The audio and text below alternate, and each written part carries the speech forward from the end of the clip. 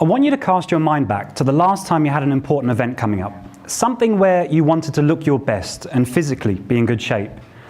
Maybe it was for a wedding or a summer holiday on the beach, or maybe you just looked in the mirror one day and thought, I could do with losing a bit of weight. With that goal in mind, you probably told yourself, I'm going to start eating healthy and exercising from now on, and I'm definitely going to stick to it.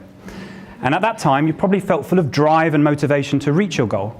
Indeed, so much so that maybe the next day you joined a gym, you bought the latest health magazine, and you invested in a new pair of trainers.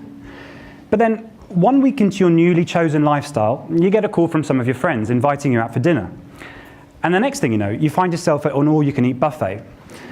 And within seconds of seeing all the food and drink you could possibly desire, you suddenly completely forget that you were ever on a diet to begin with. And now your goal in life has changed. It's now become how you can consume as much food and drink as physically possible. Now, this scenario may be true of many of us, but it isn't just limited to food. It's also true of other lifestyle choices like smoking, alcohol, and exercise. So why does this happen? Why do we find it so difficult to make permanent lifestyle changes, and why is this not the case for everyone? Well, it's because we're all wired up differently, including how our motivation works. That's why one diet and smoking cessation plan works for one person, and that same plan doesn't work for another. The problem is, these motivational differences can lead to more serious health consequences and cost our NHS billions of pounds per year. To give you an example, if we fast forward 20 or 30 years down the line, continued unhealthy lifestyle choices can lead to a host of chronic illnesses like diabetes, lung disease, and even cancer. Indeed, up to 70% of the health and social care budget of the UK is devoted to these long-term illnesses. So, a BMI over 40, lifelong smoking, and heavy alcohol consumption can all, on average, reduce our life expectancy by 10 years. But despite its importance, only a small proportion of interventions for lifestyle change actually work long-term. Again, this is because what motivates us to change is different, and what works for one person doesn't necessarily mean it will work for another. Much like our fingerprints are unique to us, how we think and behave is also unique. But despite this fact, in clinical practice, we do just prescribe a one-size-fits-all approach for problems like smoking, alcohol, and obesity. And unfortunately, this means that a lot of these interventions will fail. And when they fail, we tend to blame ourselves and reach the logical conclusion that we can't change.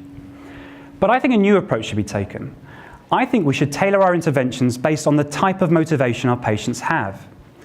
If we can intervene effectively when a patient asks for assistance before these less healthy lifestyle choices result in significant illness, then we can have a positive impact on health and reduce the burden on our health service. We really need to personalize our approach. So, given that a lot of interventions fail, how then, either as healthcare providers trying to assist our patients, or as individuals ourselves wanting to live healthier lives, do we work out, first of all, what motivates us, and secondly, which intervention is most likely to work for us? Well, motivation is that force that we all feel that makes us act and behave in a particular way, and there are many different types of motivation, and that can vary between people and depending on the goal you want to achieve. For example, you could be someone who's motivated by reward, or indeed you could be the complete opposite, and maybe someone who's motivated by the fear of failure or punishment. And there are other motivating factors, like social factors. And you can indeed just be motivated for self-growth. But whatever your type of motivation, if we don't take it into consideration when trying to help people live healthier lives, any changes we attempt are going to be much harder to achieve and more likely to fail. So how then can we objectively stratify or measure motivation and work out what kind of motivation you have? Now, the research in the field is still growing, but let me tell you about some recent work that we've been doing to measure one particular type of motivation. Let's say you're someone who's motivated by reward. How could we assess this? Well, we could just ask you, but that's likely to be full of different biases and not very objective. So instead, if we turn to the animal world to guide us, then perhaps we can find the answer there. Take a look at this cat, for example. When it's anticipating a reward, so a mouse that it's just about to pounce on, watch and see what happens to its pupils. And as you can see, they dilate considerably, and it's a really dramatic effect. And remarkably, the same is true for humans. So let me show you.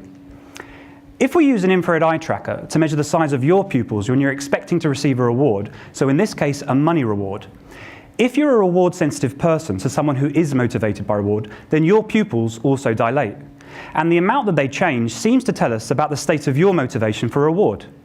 So the bigger the reward you expect, the bigger your pupils become, and the more reward-sensitive you are, the bigger the changes we see.